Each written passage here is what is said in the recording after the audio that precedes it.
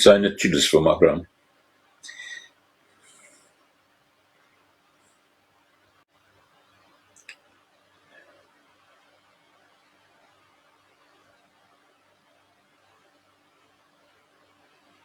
Okay, շատ լավ։ Հիմա լսվում է։ Մի փոքր շփոթմունք էր։ Բայց podcast-ը բարի լույս էլի բարեկամներ, ողջունում ենք ձեզ մեր Տեր Հիսուսի անունով, մենք շարունակում ենք մեր եթերը եւ այսօր մեզ միացել է մեր սիրելի Հովհաննես Կիրակոսյան եղբայրը երկար դադարից հետո կարոտել ենք Հովհաննես եղբայր բարի լույս եւ շնորհակալ ենք որ միացար մեզ նորից։ Բարի լույս Աբրահամ եղբայր, բարի լույս։ Այո, կարոտը սիրո նշան է։ Շատ լավ բան ասեցիք։ Պատիոջ, այո, սիրում ենք, կարոտում ենք, որովհետև սիրում ենք։ Հովհաննես եղբայր, մենք մի անգամից պետք է անցնենք թեմային եւ շատ հետաքրքիր թեմա։ Ես մի հարցով կուզեմ սկսենք այսօրվա եթերը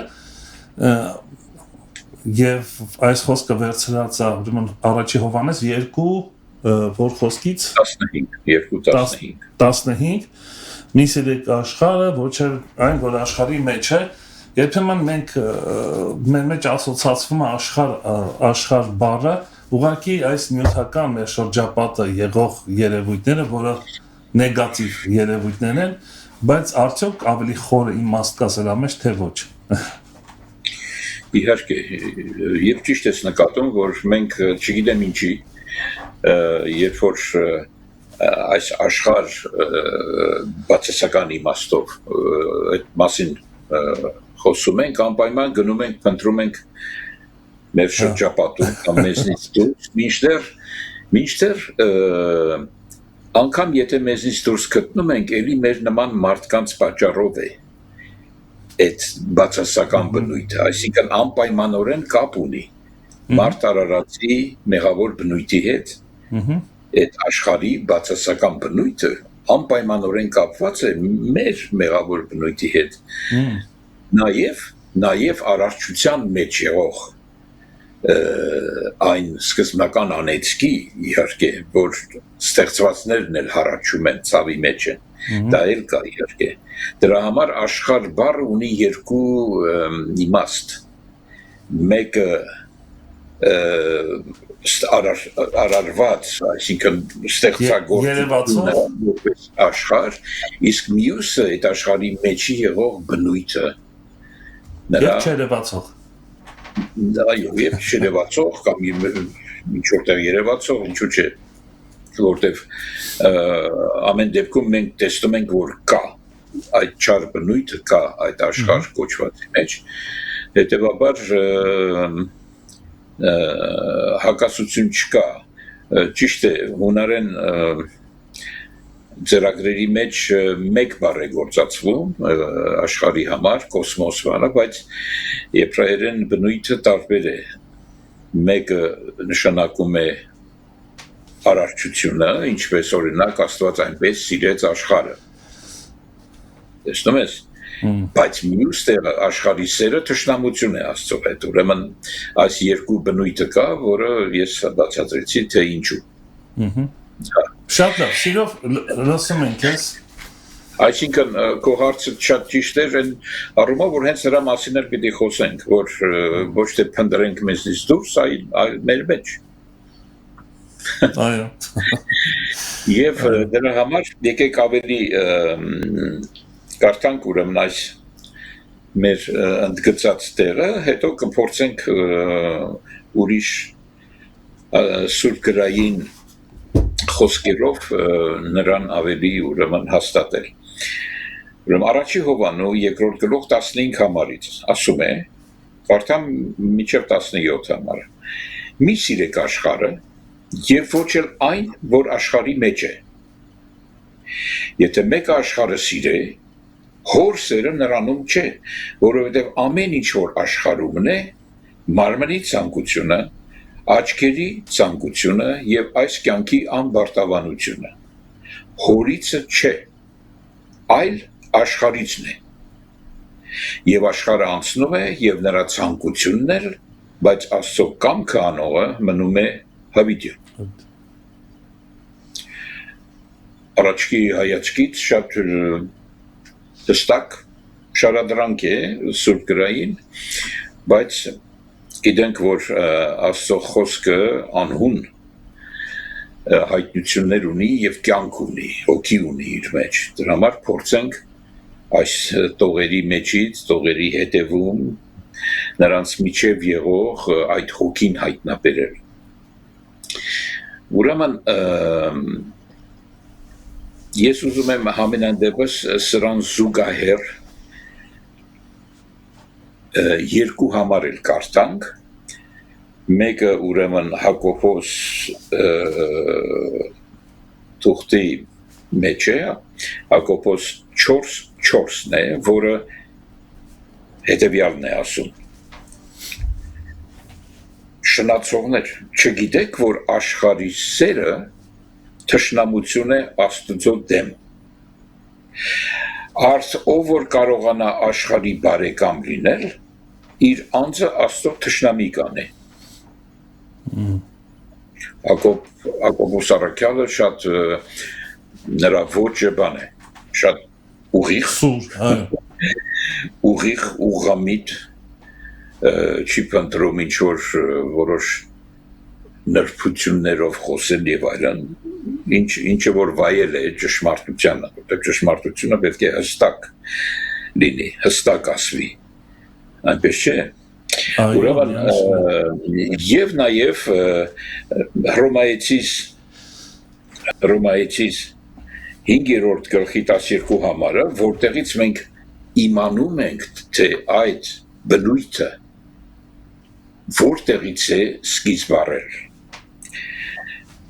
Հռոմայեցիս 5:12 ասում է. սրա համար, ինչպես մեկ մարդի ձեռովը մեղքը մտավ աշխարհ, եւ այն մեղքովն էլ մահը, եւ այսպես մահը ամեն մարդկանց վրա տարածվեցավ։ Ըստ որում ամենքը մեղանչեցին։ Այստեղից է գալիս այդ աշխարհի մեղավոր բնույթը, նրա թշնամի բնույթը Աստծո հետ։ Հիմա ես կփորձեմ հնարավորին չափ հստակ եւ ավելի արագ անցնել, հույս ունենալով, որ մեր ունկնդիրները իրենք էլ կկարողանան հետո ավելի խորը ուսումնասիրություններ անել, որ կարողանանք մենք մեր ժամանակի մեջ տեղավորվել։ Մենք նույն Հակոբոս առաքյալի թղթի այս անգամ առաջի համարը, առաջի գլխի, կներեք, առաջի գլխի 13-ից 15 կարդանք։ Ուրեմն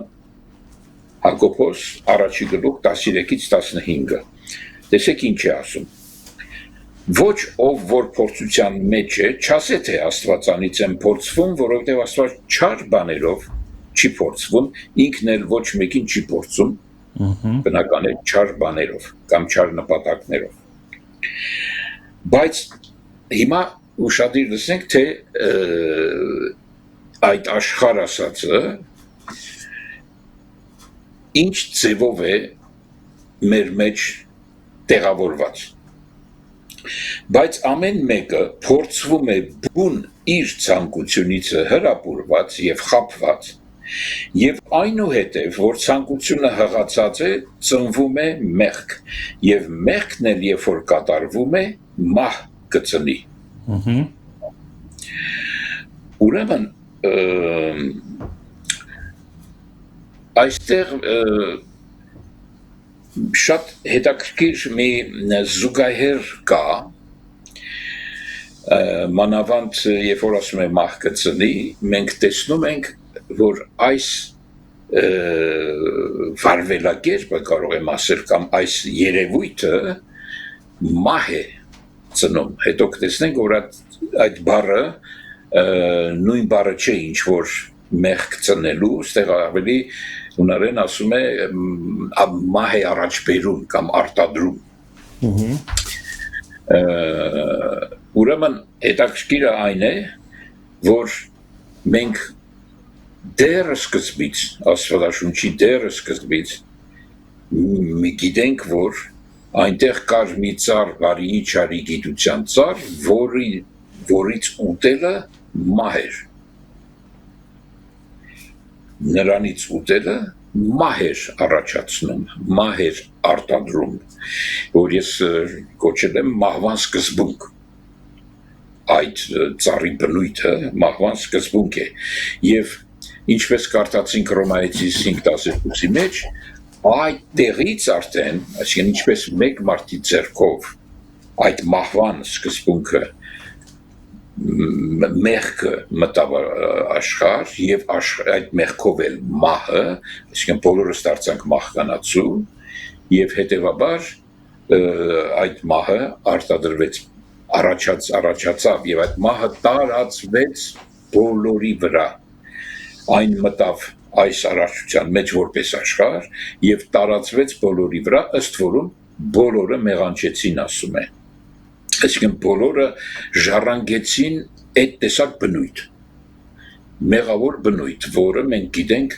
մեղքի օրենք ասածով, որ մարդու մեջ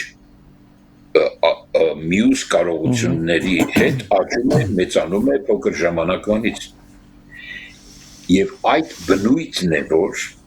կոչվում է աշխարհ։ Եվ այստեղ ուզում եմ, որ այս համարը ուրեմն Հակոբոսի առաջի գլխի մանավանդ 14 համարից 14 եւ 15 համարները ավելի մանրացնենք, փորձենք տեսնել այստեղ ինչեր կան թաքնված։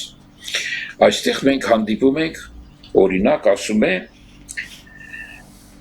մեկը փորձվում է բուն իր ցանկությունից։ Ցանկություն, այստեղ ցանկությունը այն դրական փափակները չեն, որ մարդը ունի։ Այս բառը նշանակում է ցանկություն, բայց մարմնական ցանկություն։ Այս ցանկությունը ուրեմն ցանկասիրությունն է, ուրիշ բառով ասեմ, ռուսները ասում են պոխըց, դա ժելանիե ասածը չի, այսինքն ցանկանալ, բարձրապես ցանկանալը չի։ Ցանկությունը միշտ նեգատիվ է հնչվել Աստվածաշնչի մեջ, նեգատիվ երևույթ է, բացասական։ Բացի եթե ցանկանում ենք Աստծո ճանաչել, դա կարիք է, ժելանիա, այ որ ասում եք, այդ դա է։ Կարիքը նուժդան է, լավ ինչև է, ճարիքան չանենք։ Ուրեմն ես կարծում եմ, որ մենք պետք է ճիշտ հասկանանք, եթե մեկը ուզում է հունարենը տեսնել, որ այդպես է, ես այստեղ այդ բաները ուսումնասիրել եմ, որ էպիտումիա ասածն է, որը նշանակում է հենց դա, այսինքն կրկոտ մարմնական ցանկություն։ Տեսնում ես, ուրեմն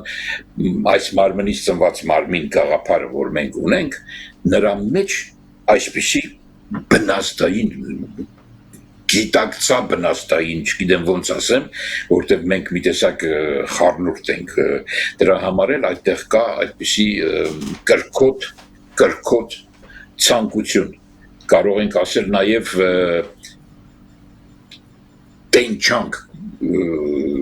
մեր մեջ։ Եվ այստեղ մի ուրիշ բաներ ենք կարդում, որ դրանով հրապուրվում ենք, հրապուրանք բառն է գործածված։ Այստեղ հրապուրանք բառը ուրեմն այնպիսի բնույթ ունի, որը ուրեմն գերվելն է, գերվել մի բանից, կամ ասենք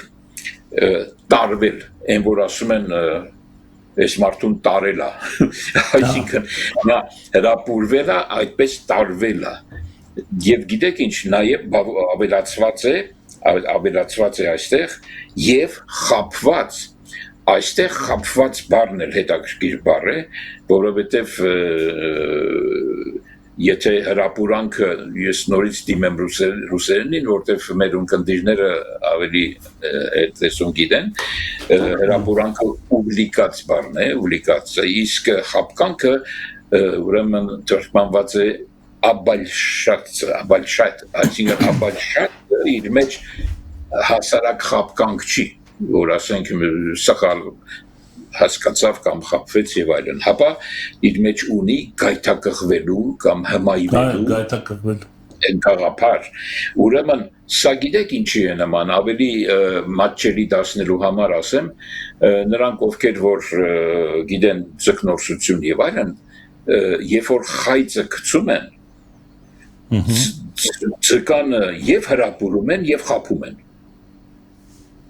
բարձր չէ, ուրեմն նա հրապուրվում է այդ ուտելիքով ու խափվում է, որովհետեւ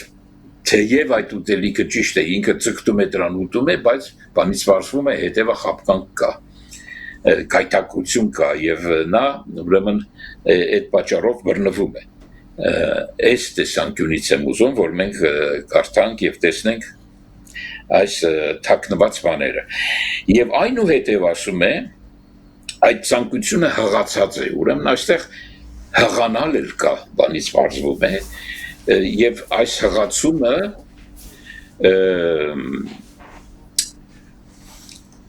ուրեմն այսպես ասեմ ցանկության հղացումը եթե ցանկությունը փոխեցնե ինչպես հասկացանք սա բեռնավորվում է սա նախ հղացումից առաջ բեռնավորվում է բեռնավորվելու խնդիրը կա այստեղ, թե ինչպես է լինում, որ ցանկությունը բեռնավորվում է, մեծանում է եւ հղանում է, հղացում գոյություն ունի ցանկության, ավասիկ հետաքրքիր մի բան է, եւ քանի որ այդ ցանկությունը իրանից ներկայացնում է այդ տենչանք այդ գիրքը, ուրեմն պատկերացրեք, թե նրա հետ նաև ինչեր է հղանում է այն, ոնց ասենք հայերեն, ուրեմն ազդակը, իմպուլսներ, մարդիկ դառնում են իմպուլսիվ, այսինքն ագրեսիվ ազդակներով սենց շարժվող, հասկանում ես, մենք շուտով հիմա մի ուրիշ տեղ կկարդանք, այդ մասին կտեսնենք ինչի նկատի ունի։ Այնուհետև այստեղ հաջորդը տեսնում ենք, որ այս հղացած ցանկությունը ծնում է մեղք, ուրեմն երբ որ խոսեցինք Հռոմեացիս 5:12-ի մասին, որ առաջին մարդով մեղքը մտավ, ուրեմն ծնվել է այնտեղ։ Ուրեմն այս բնույթը այնտեղ է ծնվել եւ այս բնույթը մենք ժառանգապես այդպես ամբողջ աշխարհով տարածվում է եւ բոլորս դառնում ենք այսպես մեղավոր, այսինքն մեր մեջ այս տեսակ բնույթը ես ցույց եմ տալիս, չմոռանանք, որ այս տեսակ բնույթն է կոչվում աշխարհ, որը որ պետք է չսիրենք։ Դուրս է գալիս, որ մենք մեր Եսի մեղավոր բնույթը չպետք է սիրենք։ Սա է աշխարհը չսիրելը։ Հետո նոր դուրս գանք մեր նմաններին փնտրենք ու նրանց տեսնենք որպես, բայց մենք էլ ենք, չէ՞ այդպես։ Մենք էլ ենք կնոջից ծնված, մեղքով հղացած եւ այլն, ինչպես Դավիթն է ասում։ Շատ լավ։ Ուրեմն եւ վերջում մենք կարդում ենք, որ թեև ուրեմն այսինքն ցանկությունը հղանում է ծնում է մեղքն էլ երբ որ կատարվում է հետաքրքիր է մեղքի կատարումը ուրեմն այստեղ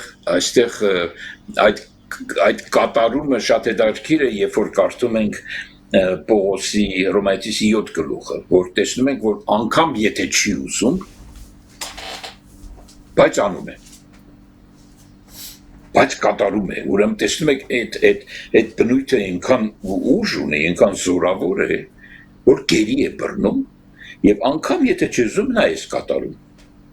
եւ այդ պատճառով է, որ Պողոսը եզրակացնում է, որ ուրեմն կա մի մեղքի օրենք, որը կարողանում է գերի բռնել։ Ու այս վիճակը անվանում է խղճալի։ ինչ խղճալի մարդ եմ ես, ով կազատի ինձ այս մահկանացու, քանի որ մահկանացու մենք եղել ենք այդ պատճառով, այդ բնույթի պատճառով մարմնից։ Եվ վերջում արդեն հետաքրքիր այն է, որ սա էլ ծնում է, կամ ինչպես ես ասացի, այստեղ ուրիշ բառ է գործածվում, արտադրում է կամ մեջտեղ է բերում, հետևանքը մի խոսքով լինում է մահ։ Եվ սա էլ մեզ հիշեցնում է այն ծառի բնույթը, որ ասեց սրանից որ ուտեք կմեռնեք, այսինքն հետևանքը, սրա արտադրանքը մահ է։ Հիմա այսքանից հետո կուզեի, որ մենք տեսնենք մի սիրեք աշխարհը եւ ինչ որ աշխարհի մեջ է։ Հիմա հետաքրքիր է թե այդ աշխարհի մեջ լինող բաները, որ չպիտի սիրենք, դա ինչ բնույթ ունի։ Աշխարհը հասկացանք։ Հիմա նրա մեջ եղողը։ Դրա համար եկեք կարդանք Եփեսացիս թղթի 2-րդ գլուխ Չև 3 համարներ։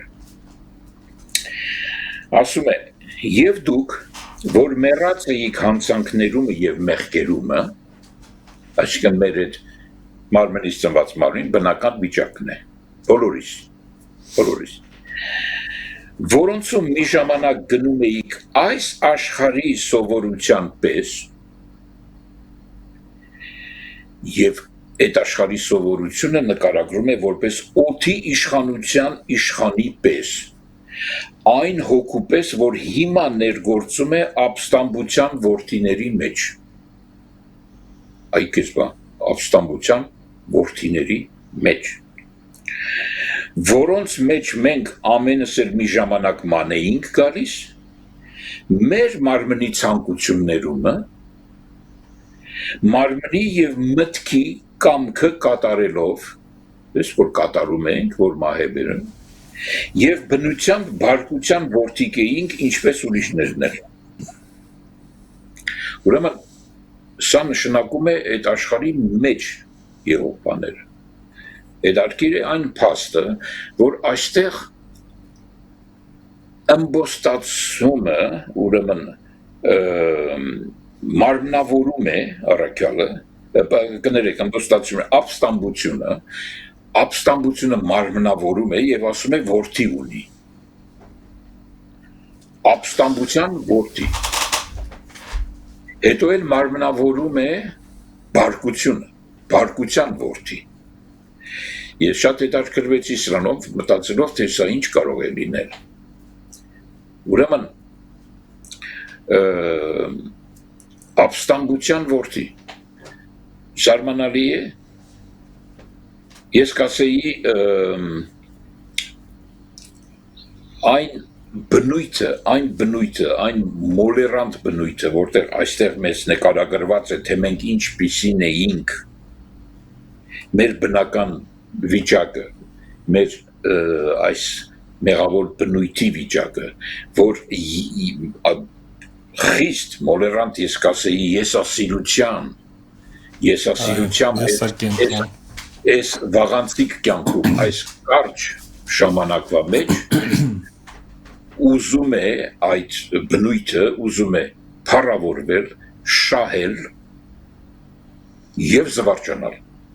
հաճույք վայելել։ Տեսնում եք, այս բաները զարմանալի են, բայց ամեն ինչ ոնց որ sense նպատակասլաց ձևով այդ բաները բավարարելու համար է։ Ահա թե ինչ կա դրա մեջ, ուրեմն աշխարհասիրության ձևերը թաքնված է ուրեմն ես ուրեմն նորից կարդամ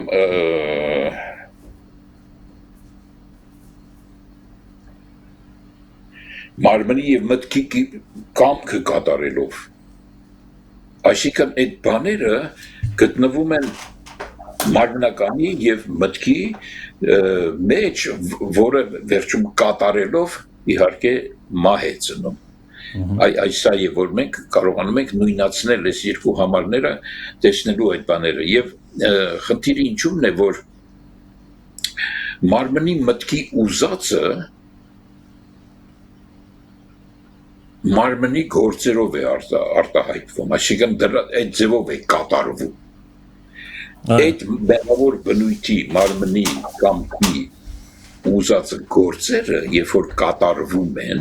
կատարվում են մարմնի գործեր ասածով։ Այսինքն մարդու մեջ երման process առաջանում եւ որը չի երևում եւ ժամանակի ընթացքում դրսևորված արդեն սկսում է դրսևորվել եւ սկսում է դրսևորվել,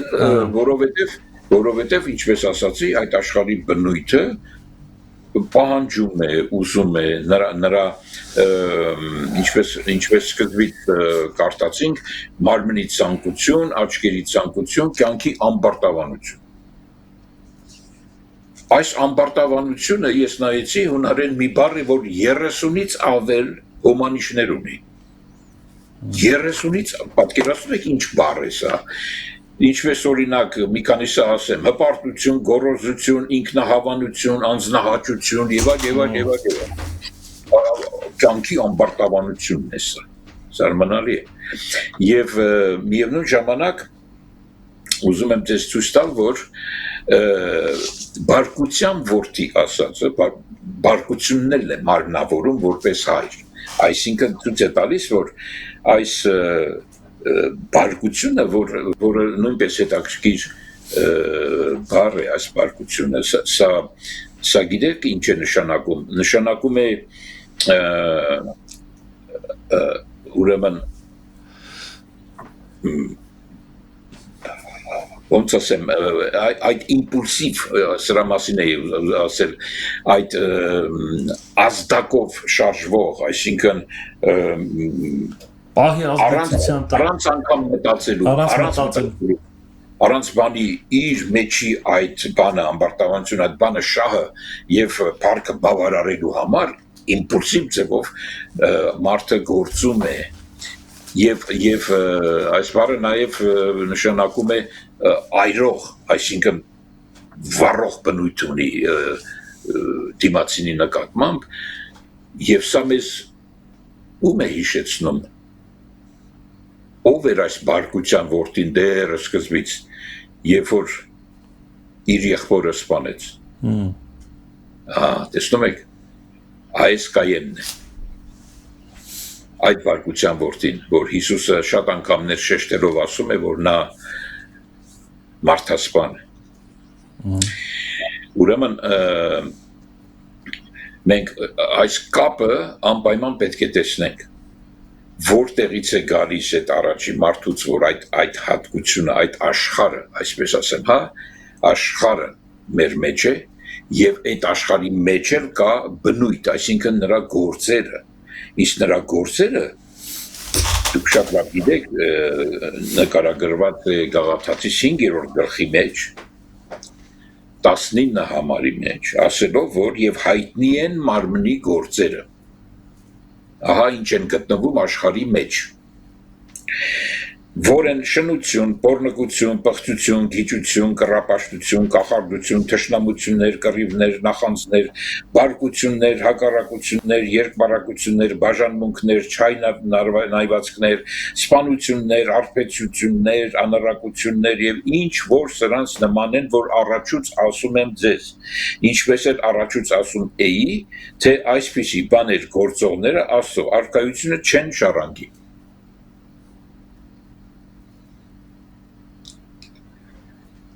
Okay, հիմա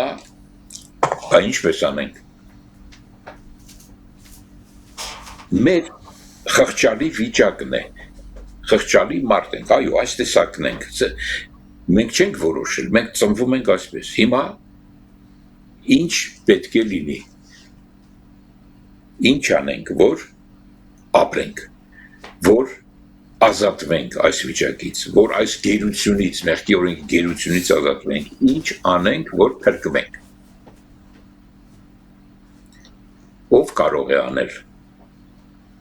Ոչ ոք չի կարող։ Սա նման է մի բանի, որ խորը փոսի մեջ ես, դու ինչ էլ անես չես կարող դուրս գալ։ Քեզ մի միջոց է պետք, փրկիչ է պետք։ Եվ այդ փրկիչը կա։ Սա է բարի լուրը։ Այդ փրկիչը կա։ Եվ այդ փրկիչը Աստված է մարմնացած, որ եկավ որպես Աստված մեզ հետ փրկիչի անունը կրելով, Հիսուս անունը կրելով, որ այդ գործը անի եւ այդ գործը արեց, կատարեց իր մահով, իր թաղումով եւ իր հարությամբ։ Այնպես չէ։ Ամեն։ Հիմա քանի որ այստեղ մենք կարդացինք, որ այսպիսի բաներ գործողները Աստծո արքայությունը չեն ժառանգի։ Դուք գիտեք, որ ահա թե ինչու Հիսուսը Նիկոդեմոսին Հովանու 3-րդ գլխի մեջ անմիջապես նրան ուղղեց վերստին ծնունդի, որովհետև միայն վերստին ծնունդի պատճառով է,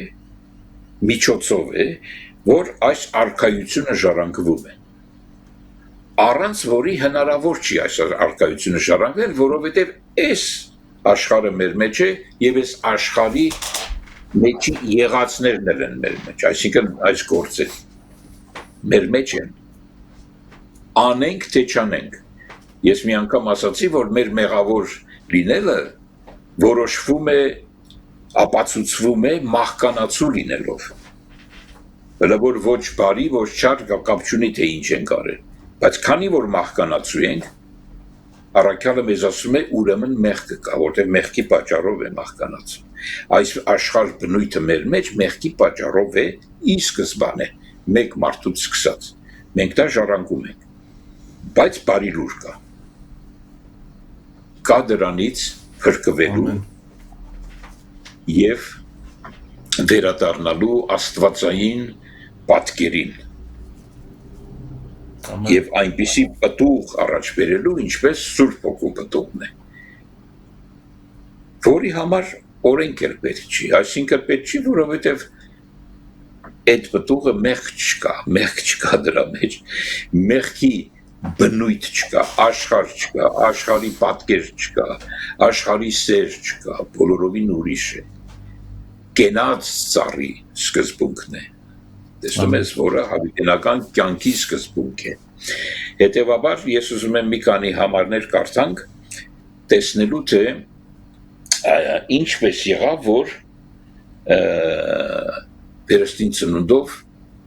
այս երևույթ, այս աշխարհ երևույթի վրա հաղթություն ենք տանում։ Եվ դա սկսվում է մեր Տեր Հիսուս Քրիստոսի կատարած գործից եւ դրա համար կարդանք Հովանու 16-րդ գլխի վերջի համարը 33-ը Հովանու 16:33 մեզ ասում է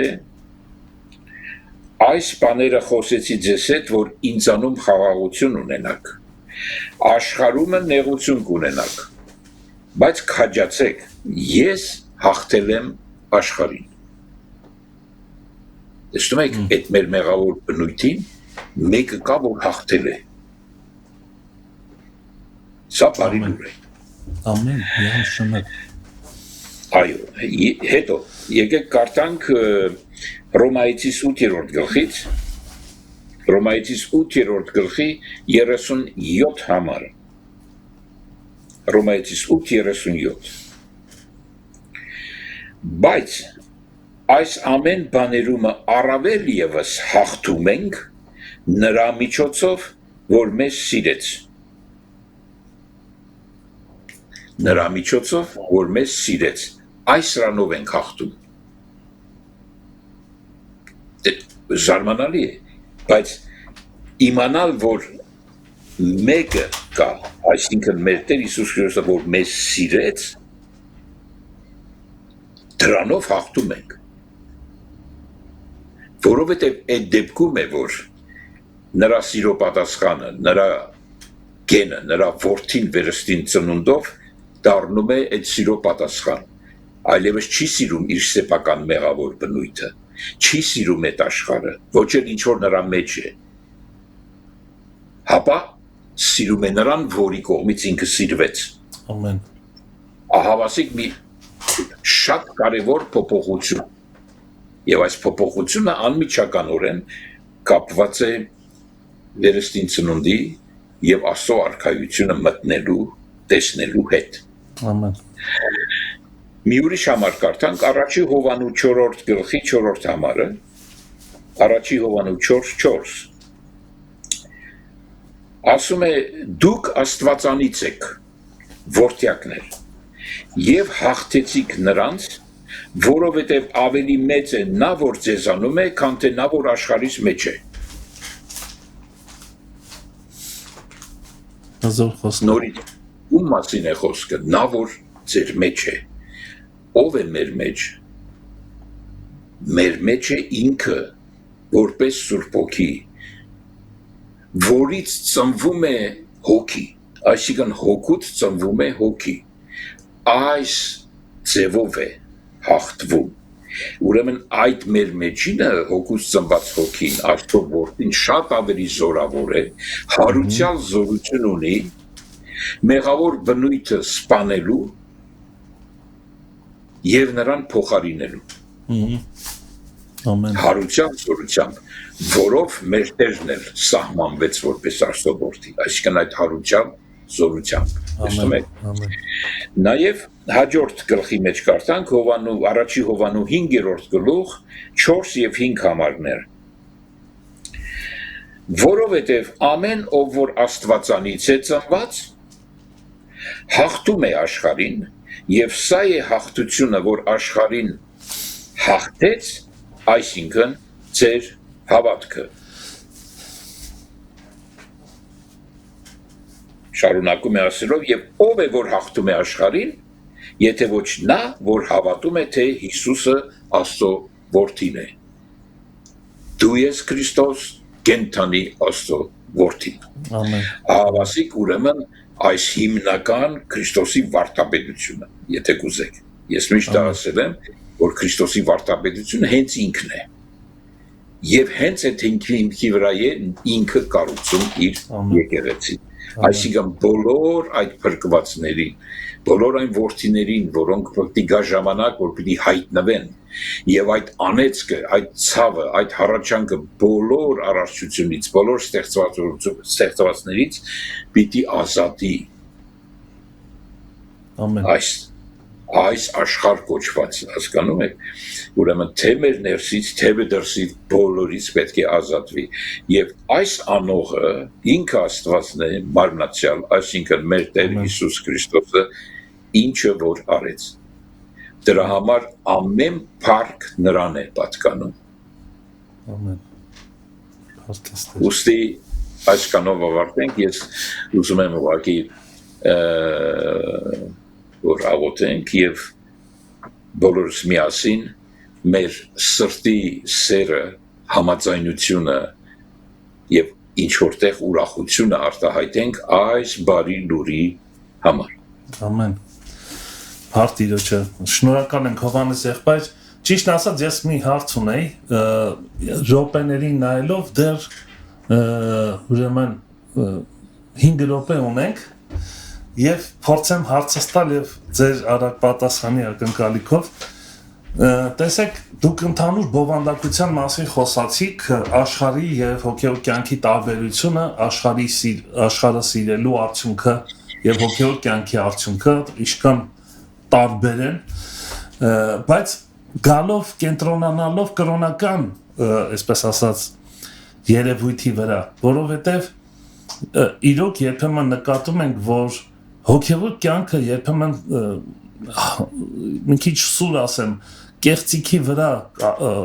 սարքած է լինում, այսինքն կյանք թվում է թե հոգևոր է, լրիվ արարողությունների, այսինքն շատ լավ կատարվում է ամեն ինչ եւ մենք կարծում ենք որ մենք հոգևոր ենք, որովհետեւ այս Հակոբոսի առաջին գլխի 13-րդ խոսքը շատ գեղեցիկ ասում եւ այստեղ կրոնական հենքի վրա է կառուցում այդ աշխարհասիրությունը եթե նկատենք ոչ ոք թող չասի, որ փորձվում է Աստծուց։ Նկատում եք, այստեղ ինչ-որ կրոնական քող կա։ Մենք փորձում ենք այդ այսինքն տեսք ընդունել հոգևոր, որ Աստված մենք հոգևոր ենք եւ Աստված մեզ փորձում է դա կարծես թե ճղում է Հակոբոսը բացատրելով թե ինչու՞մ է խնդիրը եւ 16-րդ խոսքը շատ կարճ խոսք է եւ այստեղ կարծես բանալի համար է, բանալի խոսք ասում է մի խաբվեք։ Նկատում եք մարդու բնույթը այնպես է որ սիրում է խաբել, ինչ-որ կրոնական տեսք տա, բայց այդ կրոնքը Աստված, Հիսուս ինքը սարքել է այդ մեջ այդ աշխարհը։ Կարծում եք որ դա էլ շատ կարևոր նյութ է որ պետք է դրա մասին խոսվի։ Այսինքն մենք կրոնական աշխարհ ենք սարքում մեր մեջ, որ ընդհանուր կապ չունի ոչ Աստծո հետ, ոչ Հիսուսի հետ, եւ դրա անունը դնում ենք այսինքն հոգևոր կյանք։ Շատ հարցս չեմ կարծում որ մի քանի րոպե կհասցնենք, բայց ոչ միայն մի ժամի հարցը մի քանի օր պատասխան է պահանջում, բայց ես փորձեմ նման ձևով պատասխանել իմ կարծիքը, որ այստեղ մենք գործ ունենք զուտ ճշմարտության եւ ճշմարտանմանի հետ։ Ուրեմն ճշմարտանմանը երկու հոգևոր սերմերի խառնուրդ է, ճշմարտության եւ ստության։ Դա դառնում է ճշմարտանման կամ ստանում է աստվածպաշտության կերպարանք։ Բայց նրա զորությունը եւ այդ զորությունը նրա զուտ սուրբ լինելն է։ Ճշմարտության միակ զուտ եւ սուրբ առանձնակի բացարձակ լինելն է։ Նրա մեջ որևէ խառնուրդ աղավաղում է եւ նրան դարձնում է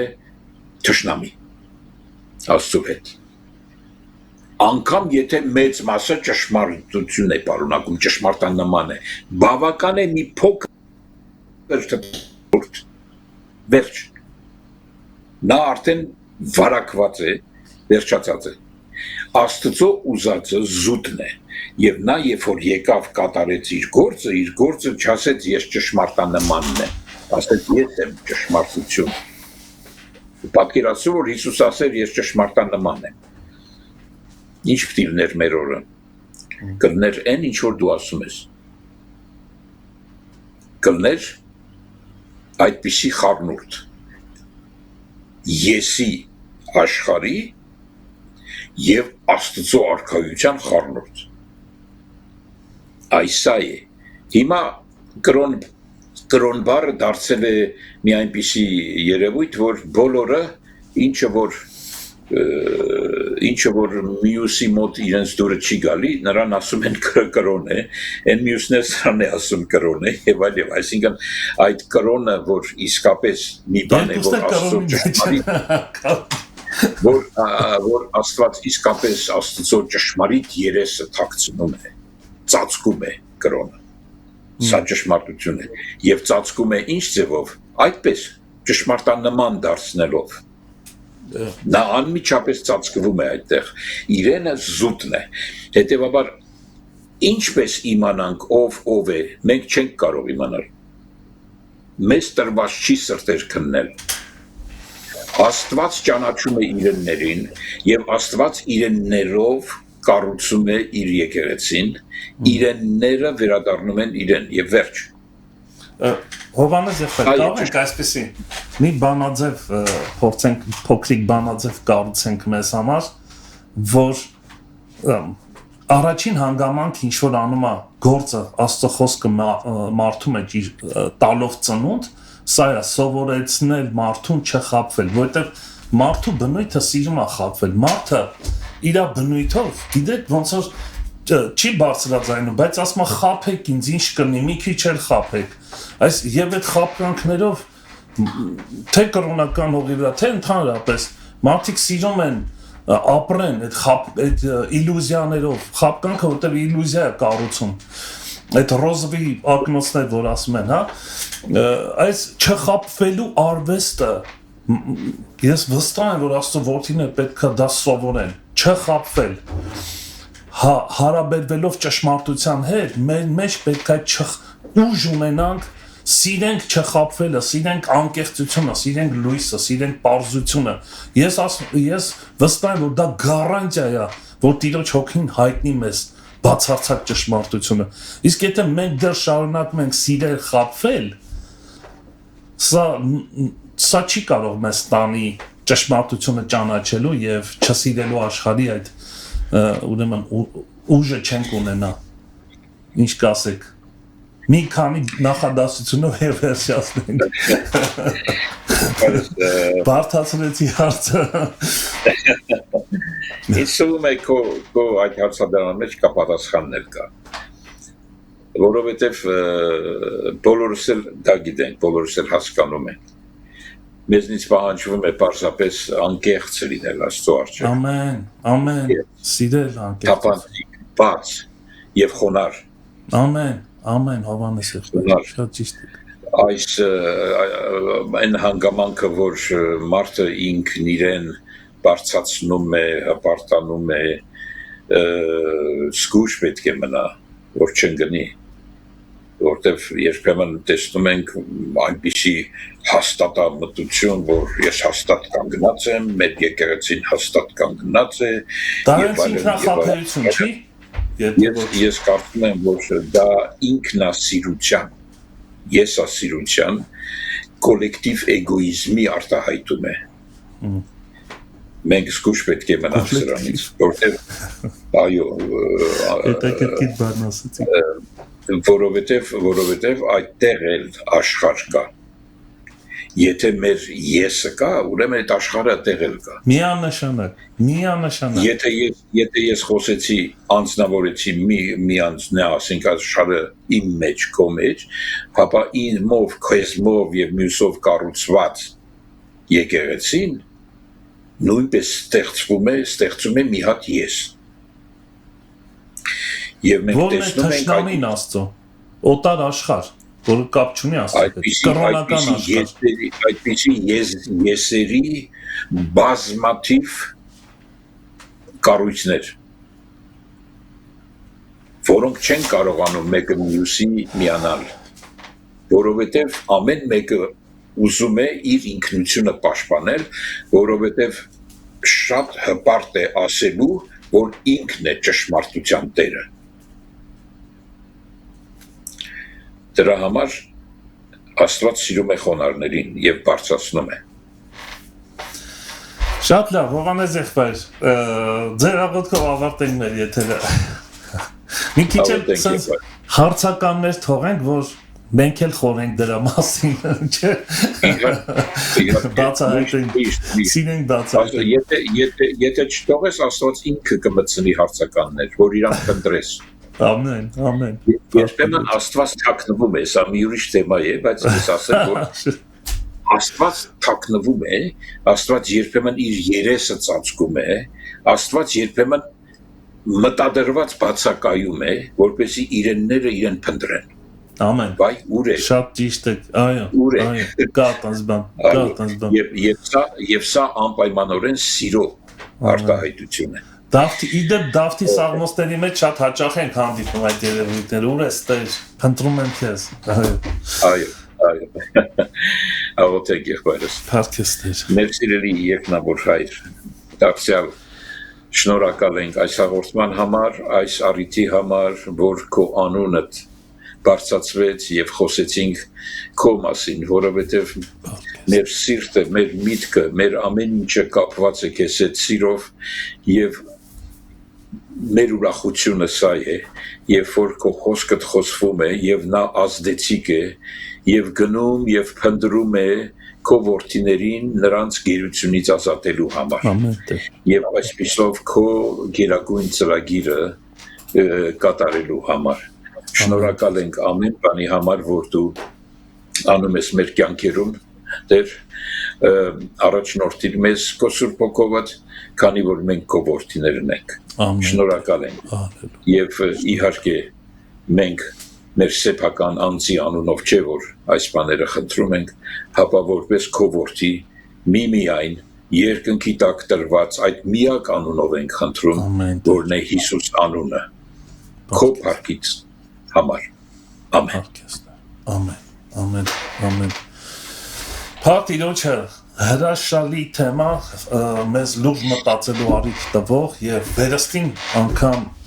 վերանայելու մեր հոգեվոր կյանքը արդյոք խապված ենք, թե իրոք ճշմարտության մեջ ենք,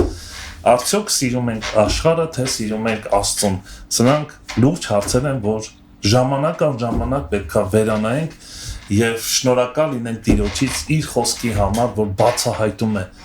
Սիրենք Տիրոջ խոսքը, որովհետեւ նա բացահայտում է։ Հովանես եղբայր, շնորհակալ ենք շատ եւ վստահ որ հաճախ կմիանանք եւ նորից կլսենք այն խոսքը Տիրոջից, որ դուք ունեք։ Տեր օրհնի ձեզ, եղեք օրհնված, պատղաբեր եւ հաջողված։ Սելի բարեկամներ, այսպեսին էր մեր եթերը եւ շնորհակալ եմ, որ միացաք։ Առավել շնորհակալ եմ նրանց, ովքեր կիսվեցին այս եթերին իրենց ընկերների հետ։ Այսօր դուք կարող եք նաեւ այս եթերի ուրեմն նկարահանված եթերը դիտել Facebook YouTube-յան edge-ի մեջ, որ կա մեր Facebook-ի մեջ լինքը եւ կիսվել։ Տեր օրհնի ձեզ, մնացեք խաղաղությամբ։ Մանրաթա, Տերը շուտով գալու է։